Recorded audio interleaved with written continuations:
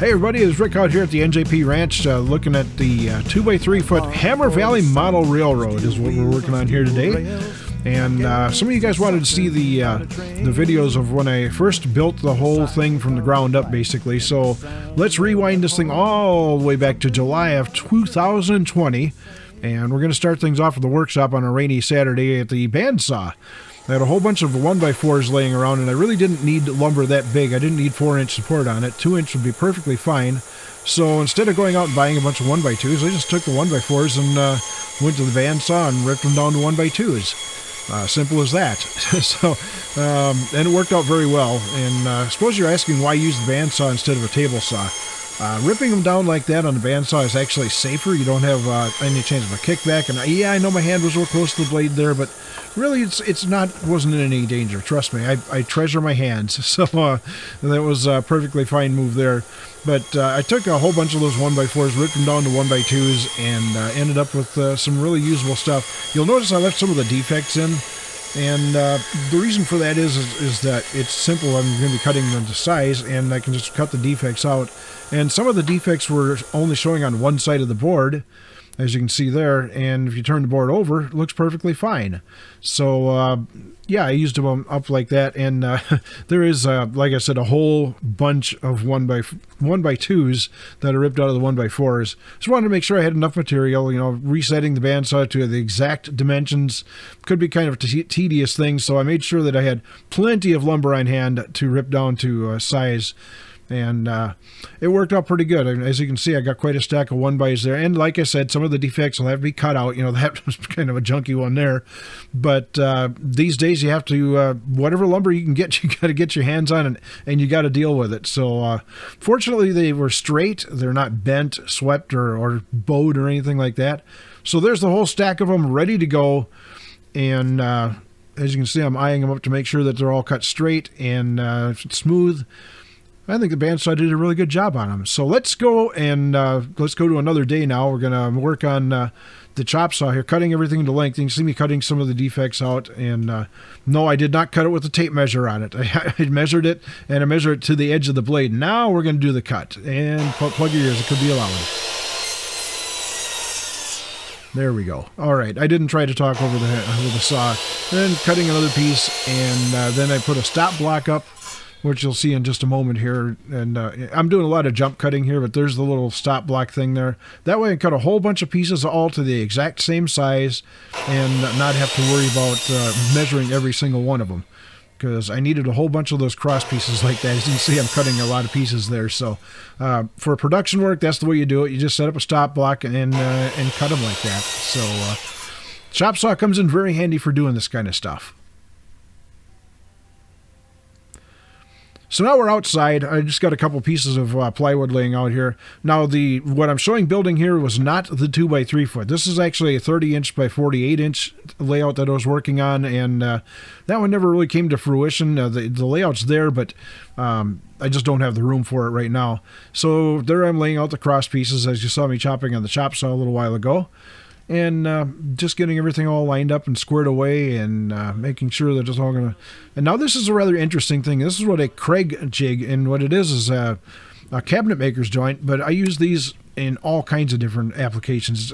What it is a pocket hole. And instead of trying to put a dowel into the piece or anything like that, this drills a nice little hole into the piece where you can put a special Craig screw into it. And it makes a very, very solid joint, as you'll see in a little while here. And it's a real simple operation. Of course, I made that little jig myself for the thing. You can see I'm on rather unlevel ground there, so kind of not real steady there. I had to kind of hold the table down to make sure it didn't move around on me as I was trying to drill into the pockets there. But there it is, cutting the last one in.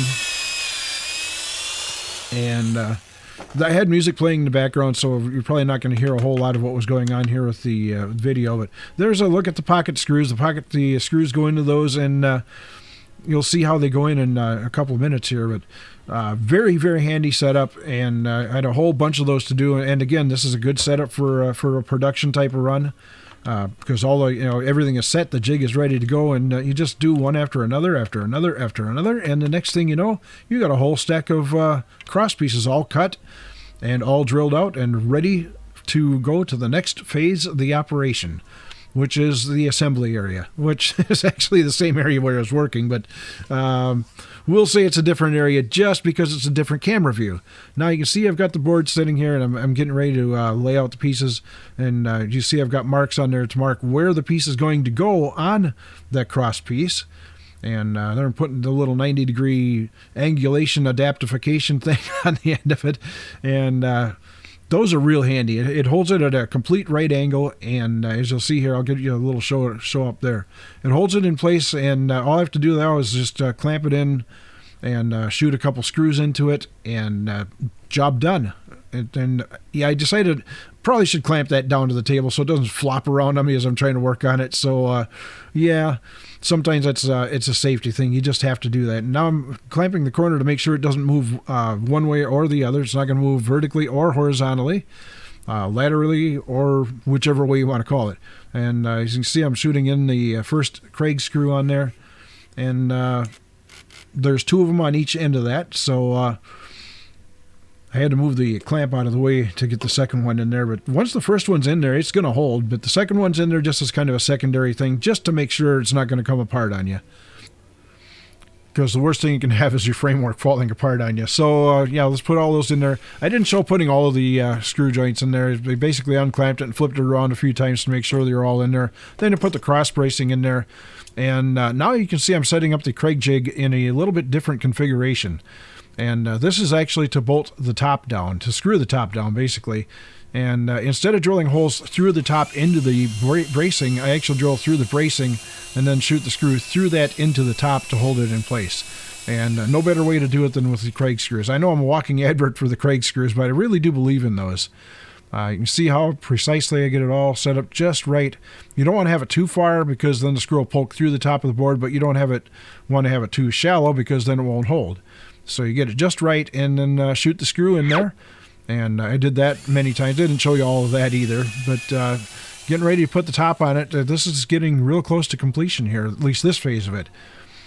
Got some plywood to put on there. It's 1/2-inch plywood, nice finish on one face, and as you can see, not finished on the other. But yeah, that A face is really nice looking. So let's put that down, and we'll put the framework on this side of it. There we go. Grab the framework there, Rick, and put it in place. And you can see that's a 2-foot wide board, so we got a little 6-inch gap we got to take care of. We'll take care of that a little bit later on. And you can see I'm kind of pointing out how I'm going to put the cross bracing in there to hold that all in place and make it all one solid unit. So what I'm doing there is I'm clamping the corner down to make sure that it's not going to move on me when I put the screw in there.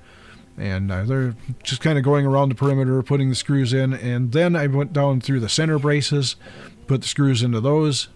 And it's good and solid. You could drive a truck on that thing and I don't think it would cave in. Well, I'm not going to try that theory, but it's very solid.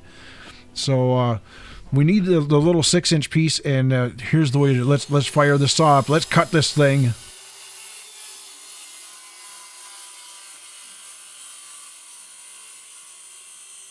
But I didn't show putting that in there. It's rather obvious how that would go in there, and running along on the video as it is. So just kind of, and there's the 2x3 foot. It made a cameo appearance here finally. And like I said, I didn't film building that. I don't know why. But yeah, you can definitely see the size difference between the 30-inch by 48-inch and the 2x3 foot. So, but unfortunately, I just don't have the space for it. Now, I got to thinking here as I'm looking at this. It's like, yeah.